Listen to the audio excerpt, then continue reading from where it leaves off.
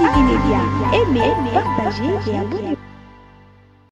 Bonjour, bonsoir, dans l'émission Dépêche au dépend de Ghana Ernini, aux Akolanabiso na 4 coins du globe terrestre. Dépêche est présenté dans Ngamoko, Michonoka, aspect spirituel, Bopeto, Nanzoto, Pena Molimo. Dépêche est information oyo à temps réel. Oye salami lelo, tuyo koleksango lelo, pour na bozala informer na makamnyoso eza koleka na mboka na biso Congo démocratique. Soki nono s'abonner na page na biso ASTV Media pour na kozwa ba dépêche à temps réel. Toko fungola dépêche na biso na information oyo. Ba rebelle ya M23 bakotaki na village o babengi Rwindi.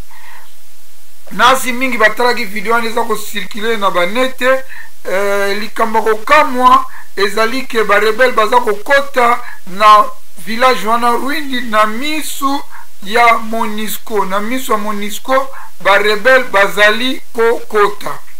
Malgré cela ba occidentaux to otobenga la communauté internationale bazali ko senga na président Félix Tshisekedi a dialoguer na Paul Kagame na Angola. Yango toko lobela lisusu Jean-Pierre Bemba yemoko amona video oyo po ya lobaki ke Monisco aza ko bunda na sima ya FARDC. Sikoyo tondima oyo peuple video oyo totondima maloba ya Jean-Pierre Bemba. Place yango na confusion eza kozala na makambo guerre oyo entre gouvernement central na ba M23 batu baza komona neti complicité ezali na kati. Jean-Pierre Bemba video yango wana tolingi opesa biso eyano. Peuple asiliki makasi kuna na Nord Kivu, peuple gomasien likambako kamwa cimetière na bango na kombo ya ITJ. Cimetière wana bateki yango, bateki cimetière baza koyebisa peuple aya kotimola batu na ye likambako kamwa peuple akomi koya kobimisa baserike kobimisa bandeko na ye peuple akokende na batu oyo wapi likambako kamwa en plus mutu asi akufi esengi ete avant ko déterrer mutu na libulu ezalaka na ba condition bakisi oyo o babwakaka ko exime ebembe ezana ba service professionnel o esalaka ngo kasi likambo ya kokamwa peuple nde akomi ko timola bibembe na ye po akende nango bokolanda ngo epesi pasi na mawa. Kasi après ba investigation tosali Constant Ndima oyo azalaki gouverner na Nord Kivu yende mutu atekaki cimetière wana na compagnie moko kombo nango Makade Sarel atekaki yango na échange compagnie wana apesa gouvernement terrain ya 10 hectares na zone rurale. Respect ya ba mort ezate tosengi na gouvernement central atala likambo oyo wana basi bakufa eza lisusu boza kobomisa lisusu peuple. Na dépêche lelo bokomona video moko John Numbi a posté na Twitter na ye yango toyeli bino bokomona ba mobondo basimbi ba machette ba arme blanche ba arme artisanale bazali prêt ya kobunda contre ba fateke o bakouta kikwiti tope kengi. Kasi biso tokoyebisa na ndeko John Numbi atika kwa mise galerie tana bango esi eleki. Soki azalaki penza vrai soldat akokaki ko poster ba image ya ba mimeli diamba agane boyete pe tokoyebisa na John Numbi soki azokanisa ke bakozonga lisusu na pouvoir. En tout cas le temps passé ne revient plus. Likambako kamwa Moïno Zangi ministre Union Sacrée nzoka nde baza na groupe armé na ye propre groupe armé na ye bokolandango awa. Est-ce que eza penza autorisé na mibeko ya mboka to na mobeko likonzi ya constitution ya mboka ke un ministre pe azala na groupe armé na ye yango na pesi mboso raison ayebisaki ba député po bima na ba groupe armé. En tout cas tosengi na ministre de défense intérieur et puis na chef d'état-major batala likambo oyo comment un ministre pe ya Union Sacrée azala na groupe armé na ye na kombo ya Moïndo Zangi.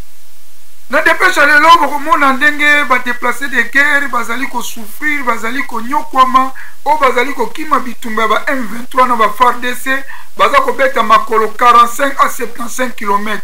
Pe place bakokoma bakomi ba sans abri place akola les alités ndako ezalité bâche ezalité epesi mawa na pasi kasi toza na likambo kosala te parce que badeplace de guerre bakomi ebele biso tokosenga kaka na président Faci na gouvernement de ministre de défense intérieure chef d'état-major général FARDC peuple asengi ka likambo bosisa guerre po guerre soki esili badeplace bazonga mpe makambo badeplace mpe esila mpo na libela na dépêche aleo bokomona lisusu commissaire ya la police provinciale Blaise Kimbalimba akangi 83 véritable kuluna bakangi bango na bouclage oyo esalamaki lendi na butu akangi bango alobi bakotinda bango na parquet kasi biso toza kolela oyo ezali bomba retardement mpona kosisa likambo kuluna eza kosenga lisusu makambo kotindaka na parquet to na makala te il faut bavote loi moko ya peine capitale ndenge ezalaka na epai ya baaméricain soki bakangi kuluna mbala moko exécution ekoma mobeko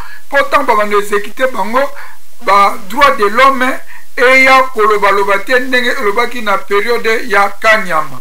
Discours ya Kabuya epesi polémique makasi na likambo ya bakasayen oyo bakendaka Tanga aza kobenga bango bapeuple immigré bango nde bayokisi bakasayen soni kuna na Katanga kasi bakasayen batelemi barépondre Kabuya bokolanda ngo polémique ya makasi batelemeli Kabuya aza ko mérité te azala formateur aza ko mérité te azala sénateur aza ko mérité te azala même mutu moko na mboka na ba propos oyo abimisi bokolanda ba propos ya Kabuya pe bokolanda bat oyo ba take ba répliquer contre Kabuya na dépêche lelo bokomona lisusu balclette na biso bakendeki na Ghana pona ko défendre couleur ya mboka tango bakomaki na Ghana balalaki na aéroport na sima na pasi bino mobe koyeba na kolala na sima okozwa panzi pasi okozwa loboko pasi kasi bango bakei compétition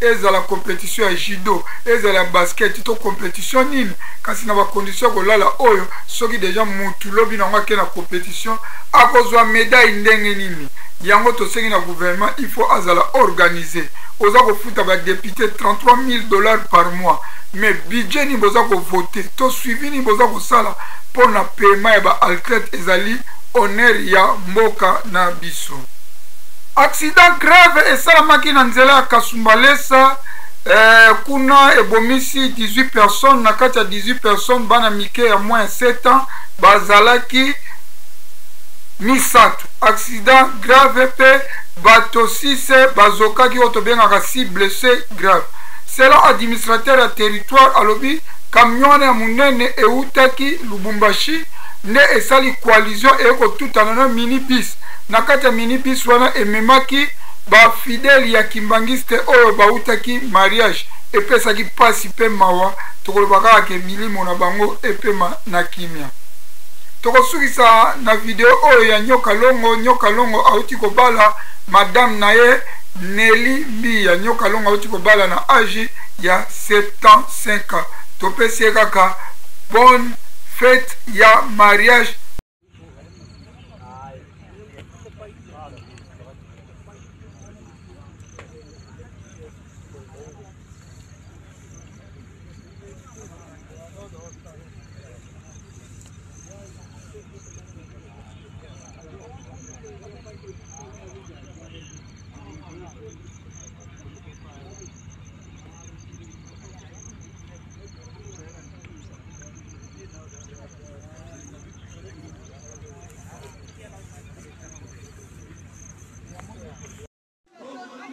Film à image de photo. Il y a image. Naza commandant Segwa Mobondo en Funya. Ah. To tagende ba fa teke. Oh, ba uti so ekenge so ekikuti so wapi biso to ana mutombo. Wana mobili ya Mobondo. Etambo. Image. Papa, ta image. Image. Normal. Image. Kani mokonzi. Oza base ya Mobondo unité peine kani ozozela bango baya ozozela bango yokani yokani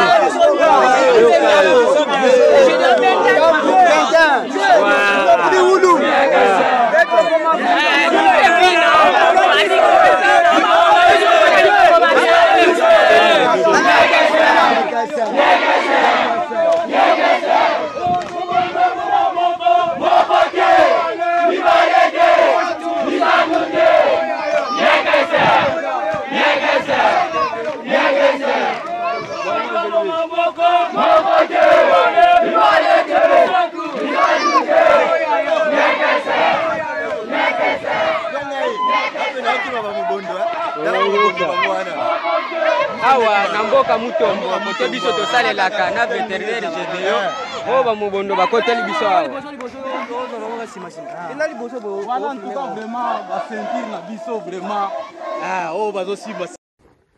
Jambo. Hapa tunaona katika village ya Kibumba ni chama ya AVRP, chama kubwa ya Excellence Muindo Nzangi. Mutueleze kama mumekuja afanya nini katika village ya Kibumba. Sisi ni vijana wa chama kubwa Action des Volontaires pour la Relève Patriotique ya Son Excellence Muindo Nzangi Butondo. Sisi tuko wazalendo kabisa, tuko wa patriote na tunapenda nchi yetu, na kama tuko hapa kwa sasa ni kuja kusapoti wandugu wetu ambao wako wanajitoa juu ya kupigania nchi yetu isiende ndani ya mikono ya wanyang'anyi, na njoo tulisema tuwaletee maji kidogo, tuwaletee chakula, kwani tunajua wako huku wanateseka sana na hatujui kama wanaishi namna gani. Njoo tulipenda tukikoja tuwaone na tuone kazi ambao wako wanafanya, na kidogo ambayo tulipata tuwaletee ili tuoneshe kama sisi pia tunawasapoti na kazi ambao wanafanya ni yetu sisi wote. Kila mtu haiziweza pigana, lakini mtu akileta hata chakula kwa ule mtu ambao iko napigana juu ya nchi yetu, naye anakuwa amepigana, amecontribute juu vita iishe mwinji yetu. Na tuna remercier wa mambre wetu wote ambao walipana mchango yao kidogo kidogo, na njoo hii tumeifikisha, na wandugu wetu mimi nawaza wanafurahi kwa kuipokea, na hata ni kidogo lakini tunajua kama itasaidia, na tunawapa nguvu waendelee kupigana nchi yetu. Tunajua kama vita itaisha, na sisi wakongomani tuendelee kupigana, kusimama kabisa. Naona hapa ni vijana njoo wako hapa sana wanapigana. Tunasema courage kwa kazi ambayo mnafanya, na Mungu aendelee kuwabariki, aendelee kuwachunga juu yetu sisi wakongomani. Na iko wa kidogo wao wenye mnatazama iko Sempole kayo inafika mpaka kule mwisho. Bengine biko kule kulini de fro kule yulu hapa mko mu sentire ya pili. Mko nasikia masasi kuna piga kule. Kama mmefika umefanya bien kufika, ila tunapenda tupate mtu wa kuplede juu vita iko nguvu, me tunakosa silaha. Ndio tunataka watusaidie waweze kupatia vajeni babalete silaha waweze kupiga adui, sababu kidogo yenye tuko nayo tuko nakimbiza nayo adui. Lakini tunapenda tena kama vile mmeleta chakula na mplede vile tuweze kupata silaha. Ile kitu tunaisikia na ni malalamiko ambayo tumepata, tutaifikisha kwa wakubwa. Tutaona nao kama wanaweza ngowe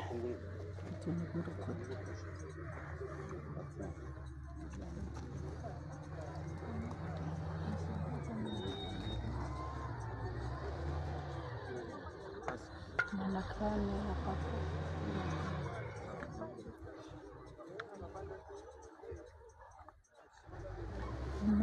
Avindo lisiba tu.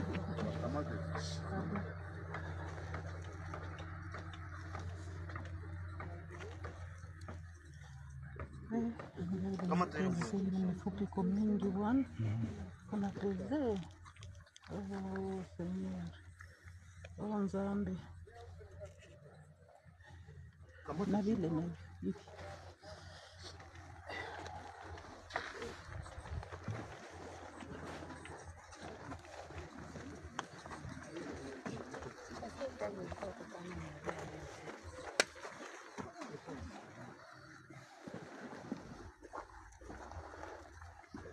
Oh baba yangu.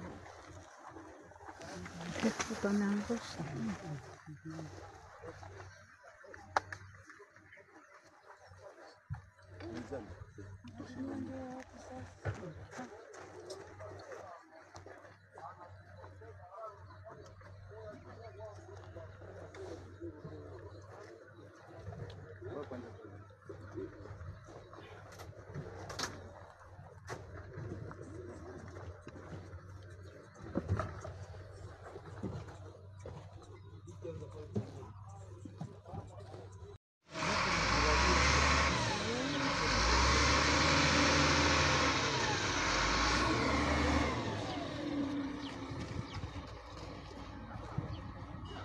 Uzore hivi ulitoshe.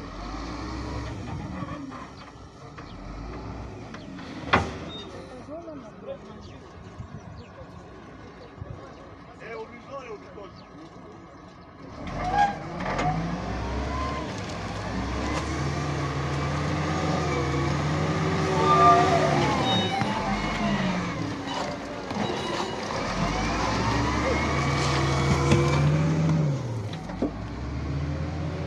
Bila vitupe wapi?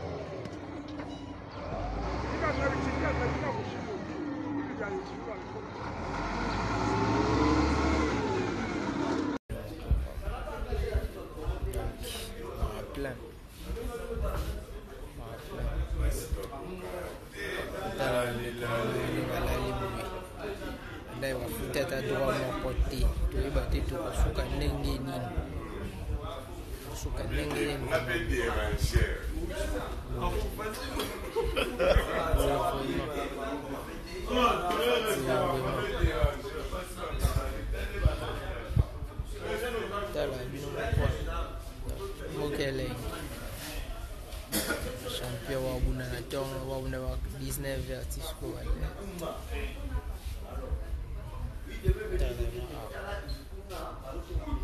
Butala bino moko. Bino butala. Champion à G francophonie, champion à francophonie. Deuxième champion yi wa bo. Butala ni balai. Oyo eza bakuluna oyo tokangi butu ya lelo dimanche au lundi na camp Lufungula. Parmi bango bana ya ba policier et ba mususu ezali ba camarades ya bana ya ba policier nde bazosala désordre na camp Lufungula. Voici encore une occasion par laquelle nous devons encore une fois féliciter notre population. Il n'y a pas longtemps, la semaine passée, ces gaillards que vous voyez ici ont terrorisé la commune de Lingwala par le phénomène Kuluna. Sans qu'ils le sachent, et comme annoncé, soucieux du comportement des uns et des autres qui est le nôtre, et on a décidé d'organiser une opération spéciale de bouclage cette nuit de dimanche à lundi matin, ce qui nous a permis d'arrêter tous ces véritables Kuluna au nombre de 83. Nous sommes derrière nos instructions et nous y allons lentement mais sûrement. Nous avons mis la main sur ces gens qui vont faire la prison comme les autres. Quel sera le sort des parents qui hébergent ce genre de présumés criminels? La loi en la matière est claire. Plus de 18 ans, parents avec plus de 18 ans, l'enfant ne doit plus rester dans les camps. Et juste après ça, on procède au délogement pur et simple des parents qui hébergent les Kuluna, car ils contribuent tous à l'image ternie de la police. Et tous contribuent à la dépravation des mœurs, œuvre de nos enfants.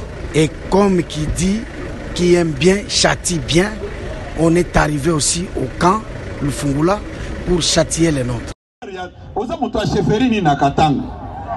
Papa no abando sala musala soki na Jekamine soki na SLCC ngaya naza na bana na ngaya bosibo ka bana na ngaba ke okota na conflit ya babateke na baumbo makambo na biso ezosuka na niveau na biso o courage o bozui eza kindoki basambela pona bino boza bakatange te toyokani eza babiloko ya koyokisa bino ya koyokisa biso soni botika bakatange basala makambo na bango.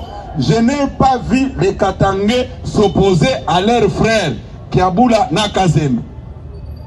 Bozako la nangai comme basi bazui bambongo na bango baniko kotsa IDPS na babuzo bawana biso toza kuna te basala ba video na bango etalingai bakolo bandeko na bango nde bandimi bandeko na bango tango kasaye wana lekite boki makambo tozo kende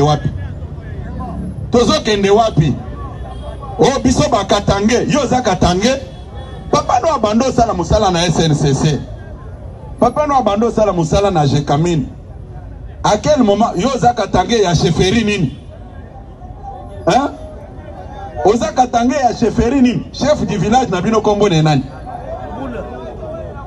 ozo kasoni ya ko décliner même identité na yo ozo kasoni ya koloba province d'origine na yo po so ebisaki batu ke non biso toyaka na Katanga wa toyaka ko bomba na pona kindoki kuna na Kasai bino nde bosanele biso campagne ya mabe hein les peuples migratoires hein botika babiloko akoyokisa bino ya koyokisa biso son biso bandeko na bino toza kozela bino botika bakatange ba décider na avenir. Monsieur Monsieur Augustin Kabouya, tout ce que vous avez dit, c'est beau bien.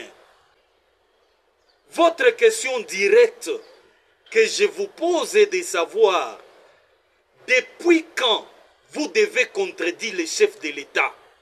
Quand le chef de l'État veut favoriser l'unité nationale. Pour vous, les Kassaïens qui ont fui la sorcellerie chez eux, nous les Kassaïens qui ont fui la sorcellerie chez nous, vous nous posez même la question terre à terre, très téméraire, de savoir où serait notre territoire, notre chefferie. Vous avez communiqué une honte. L'UDPS ne mérite pas un secrétaire général qui communique la honte. Parce que vous avez dit les Kassaïens s'ingèrent dans les affaires de Katangé. Non, monsieur le CG, vous avez tapé à côté. Laisse-moi vous dire que, avec votre sortie médiatique, est-ce que vous savez d'abord les efforts que nous avons fournis pour que la paix revienne dans l'espace Katanga et surtout les vivre ensemble, la cohabitation des communautés? Mais aujourd'hui, vous êtes en train de soulever certaines histoires qui vont nous amener à des problèmes. Non, ça ne peut pas aller comme ça. Non, traitez vos propres frères de sorciers qui viennent s'ingérer parce que leurs parents travaillaient, ils ont quitté, ce sont des émigrants qui ont quitté les Kasaï pour venir se créer des problèmes au Katanga. Non, monsieur le CG, je vous rappelle un peu, vous êtes Kassaïen de Miabi. Qu'est-ce que vous avez déjà fait chez vous? Kaka tangu toza ko clôturer dépêche na biso toti ko zwa information kuna na laki Kivu bato ina biso ya ba Congolais na kombo ya Konkwa bakanyango en otage kuna na Rwanda. Bakanyango en otage pourquoi pilote abunga ki mwa muke nzela tonini pe atutaki de boîte ya ba Rwandais a se retrouvaki na mai ya ba Rwandais kuna na laki Kivu na moment otozolo ba information tu ko kwela biso bato wana bakangi yango en otage na Rwanda. Tosengi na gouvernement atala likambo oyo.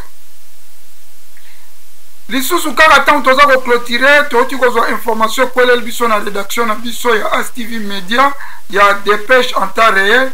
Gouverneur militaire oyo azali kuna na Goma auti ko annuler arrêté ya côté ka cimetière. Mais batu basi batimola ki de cimetière problème ezate lokola ba arrêté ngo pondenge peuple alelaki asalaki alerte nde toti ko zo information kaka siko na tongo ya siko ke ba arrêté yango. Merci mingi ba balanda ki dépêche pona lelo ngana bino tosuki soko s'abonner na page na biso te s'abonner na page na biso kuno bandola na ba dépêche oyo à temps réel ozana musala ozana kayu ozana ndako zo relaxer o cheka ka YouTube ASTV Media okolanda ba dépêche ebele to salaka toujours à temps réel to saka pe émission politique na kombo ya question time o to yambaka ba acteur politique ba combattant pe to salaka ba analyse politique to saka pe émission VIP o to yambaka ba star na biso ya Congo pe to salaka ba émission direct na mboka Kinshasa o eza koleka direct na Kinshasa ba événement nyonso pona lelo ngala bino tosuki awa ezaki wa bino molobeli na bino mishonoka aspect spirituel bopeto na nzoto pe na molimo. Que Dieu bénisse le Congo et que la paix du Seigneur soit avec vous. Amen.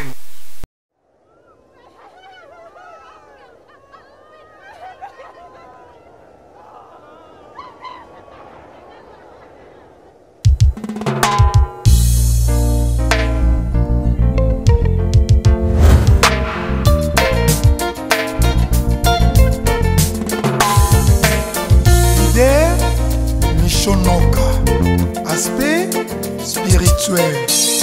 Mon peuple souffre.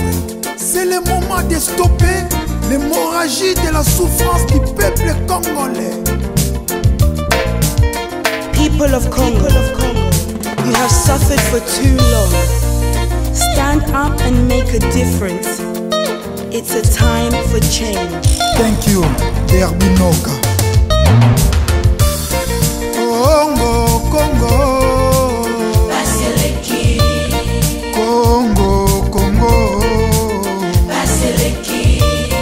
Peuple azali kolela Likola ba politicien ya moyibi Likola ba politicien ya kanyaka Congo, Congo Congo, Congo Peuple azali kolela Likola ba politicien ya moyibi Likola ba politicien ya kanyaka Congo, Congo Congo, Congo La justice élève une nation. Mais comment la justice peut élever le Congo au moment où les députés, les sénateurs, les ministres gagnent plus que les magistrats?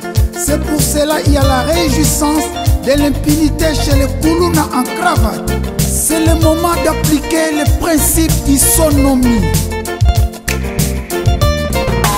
Nikolo nyonso koyoka massacre na Beni Ituri Minembwe kokende Nikolo nyonso koyoka bayibi ba million na mboka Andela ezate Dele sage Maya mikoba Peuple azali kolela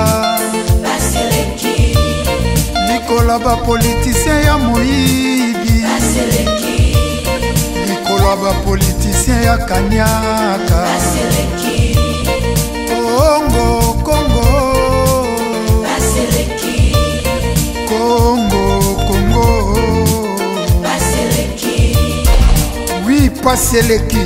Les politiques traitent les militaires, les policiers, les enseignants comme des animaux. Regarde seulement les barèmes salariales, timides, sèches, maigres. Il faut stopper cette hémorragie de la souffrance. Nikolo nyonso koyoka massacre na Beni Ituri Minembwe kokende Nikolo nyonso koyoka bayibi ba million na mboka kolia ya pasi kelasi hôpital ya biente Congo, Congo Baseleki Congo, Congo Baseleki Peuple azali kolela Baseleki Likola ba politicien ya moyibi Likola ba politicien ya kanyaka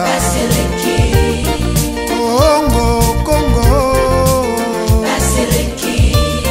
Congo, Congo Peuple azali kolela Likola ba politicien ya moyibi Likola ba politicien ya kanyaka